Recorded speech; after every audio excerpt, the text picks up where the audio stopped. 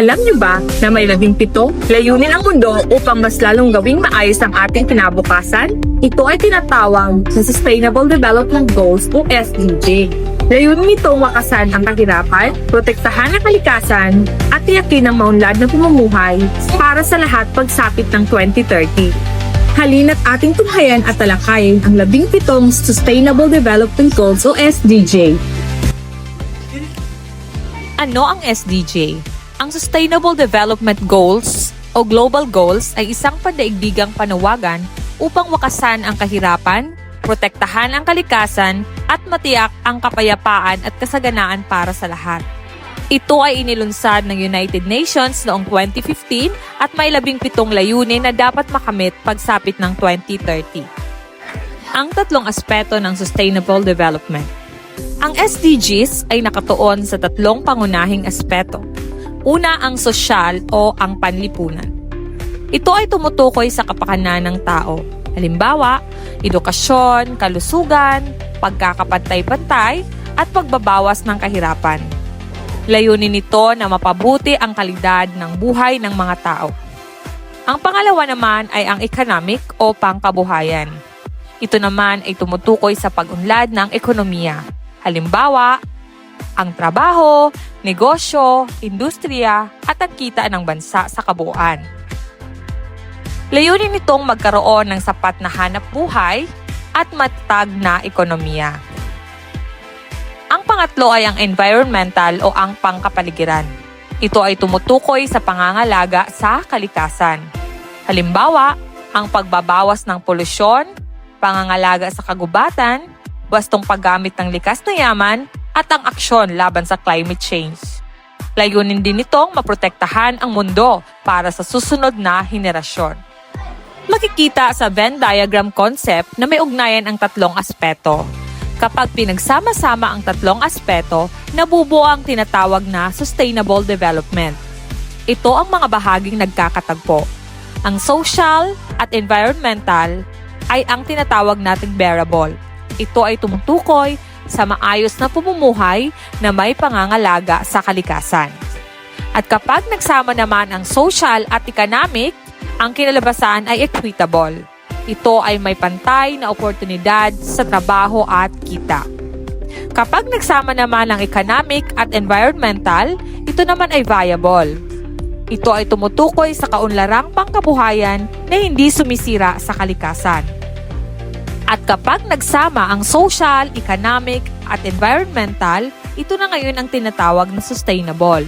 Ito ay tumutukoy sa balanseng pag-unlad para sa tao, ekonomiya, at kalikasan. Mahalagang tandaan, ang kaunlaran ay hindi lamang tungkol sa pera. Dapat may balanse sa tao, ekonomiya, at kalikasan. Lahat ng bansa ay may responsibilidad na makamit ang SDGs. At ang bawat isa ay may papel sa pagkakasatuparan nito.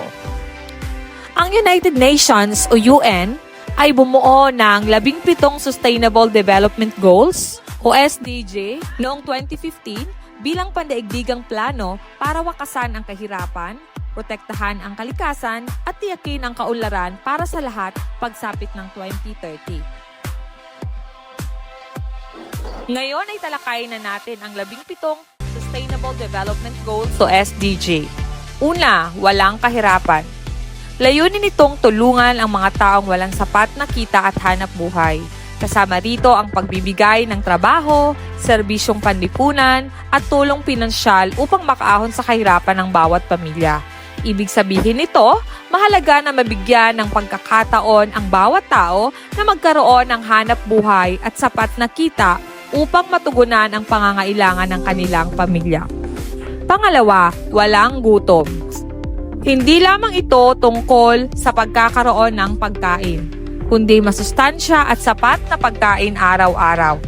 Pinapalakas din nito ang sektor ng agrikultura upang masuportahan ang mga magsasaka. Kung masusuportahan ang mga magsasaka at papapalago ang agrikultura, masisiguro na may sapat at masustansyang pagkain ang bawat mamamayan. Pangatlo, mabuting kalusugan at maayos na pamumuhay. Tinitiyak nito na lahat ay may akses sa ospital, bakuna, gamot at serbisyong medikal. Mahalaga rin ang pag-iwas sa sakit at pagkakaroon ng malusog na pamumuhay. Mahalaga ang kalusugan dahil kapag malusog ang mamamayan, mas nagiging produktibo at mas maayos ang pamumuhay ng buong komunidad. Pang-apat, dekalidad na edukasyon. Ang edukasyon ang susi sa tagumpay. Layunin nitong mabigyan ng pantay na oportunidad ang lahat ng bata at kabataan na makapag-aral at matuto. Sa pamamagitan ng edukasyon, nagkakaroon ng kaalaman at kakayahan ng isang tao upang maabot ang kanyang mga pangarap. Pang-lima, pagkakapantay-pantay ng kasarian. Mabibigyan diin ito ang pantay-pantay na karapatan ng babae at lalaki sa trabaho, edukasyon at pamumuno. Ipinapakita nito na ang babae at lalaki ay parehong may kakayahan at parehong dapat magkaroon ng pantay na oportunidad sa lipunan. Pang-anim, malinis na tubig at maayos na sanitasyon. Tinitiyak na ang bawat komunidad ay may malinis na inuming tubig at maayos na palikuran upang maiwasan ang sakit. Kapag may malinis na tubig at maayos na sanitasyon, mas napoprotektahan ang kalusugan ng buong komunidad. Pang-pito, abot-kaya at malinis na enerhiya. Isinusulong ang paggamit ng renewable energy tulad ng solar at wind power upang mabawasan ang polusyon. Ang paggamit ng malinis na enerhiya ay nakakatulong upang mapangalagaan ang kalikasan at mabawasan ang polusyon sa ating kapaligiran.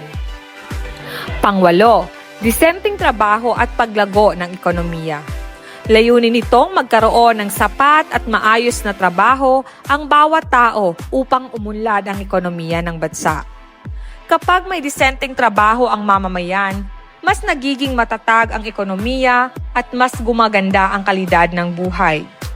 Pang-siyam, industriya, inobasyon at infrastruktura. Pinapaunlad ang teknolohiya, kalsada, tulay at komunikasyon upang mas mabilis ang pag-unlad. Ang maayos na infrastruktura at makabagong teknolohiya ay tumutulong upang mas mapadali ang transportasyon, komunikasyon at negosyo. Pang-sampo, pagbabawas ng hindi pagkakapantay-pantay. Binabawasan dito ang agwat ng mayaman at mahirap at binibigyan ng pantay na oportunidad ang lahat. Ito guys ay may layuning matiyak na walang naiiwan at lahat ay may pagkakataong umunlad sa lipunan. Pang-11, napananatiling lungsod at pamayanan. Layunin nitong gawing ligtas, maayos at handa sa sakuna ang mga komunidad. Mahalaga na ang mga lungsod at pamayanan ay may maayos na plano upang maging ligtas at komportable ang pamumuhay ng mga tao. Pang-12, responsabling konsumo at produksyon. Hinihikayat ang wastong paggamit ng likas na yaman at pagbabawas ng basura. Kung magiging responsable tayo sa paggamit ng mga produkto at likas na yaman, mas mapapangalagaan natin ang kalikasan para sa susunod na henerasyon. Pang-13, aksyon para sa klima. Gumagawa ng paraan upang mabawasan ang epekto ng climate change tulad ng pagbawas ng carbon emission. Sa pamamagitan ng pagtatanim ng puno, pagtitipid sa enerhiya at pag-iwas sa polusyon, makakatulong tayo sa paglaban sa pagbabago ng klima. Pang-14, buhay sa ilalim ng tubig. Pinoprotektahan ang karagatan laban sa polusyon at iligal na pangingisda. Ang pangangalaga sa karagatan ay mahalaga dahil dito nanggagaling ang maraming pagkain at kabuhayan ng mga tao. Pang-15, buhay sa lupa. Pinangangalagaan ang kagubatan at mga hayop upang mapanatili ang balanse ng kalikasan. Kapag pinangangalagaan natin ang kagubatan at mga hayop, napapanatili ang balanse ng kalikasan at buhay sa mundo. Pang-16, kapayapaan, katarungan at matatag na mga institusyon. Isinusulong ang patas na batas, mabuting pamamahala at kapayapaan sa lipunan. Kapag may kapayapaan at patas na pamamahala, mas nagiging maayos at ligtas ang pamumuhay ng mga mamamayan. At ang huli, ang pang-17, pakikipagtulungan para sa mga layunin. Hindi ito kayang gawin ng isang bansa lamang. Kailangan ang pagtutulungan ng lahat ng bansa upang makamit ang SDG. Sa pamamagitan ng pagkakaisa at pagtutulungan ng iba't ibang bansa at mamamayan, mas mabilis nating makakamit ang mga layunin para sa mas maunlad na mundo. Ibig sabihin nito na ang mga suliraning kinakaharap ng mundo tulad ng kahirapan, gutom, pagbabago ng klima, at kakulangan sa edukasyon ay hindi lamang problema ng isang bansa.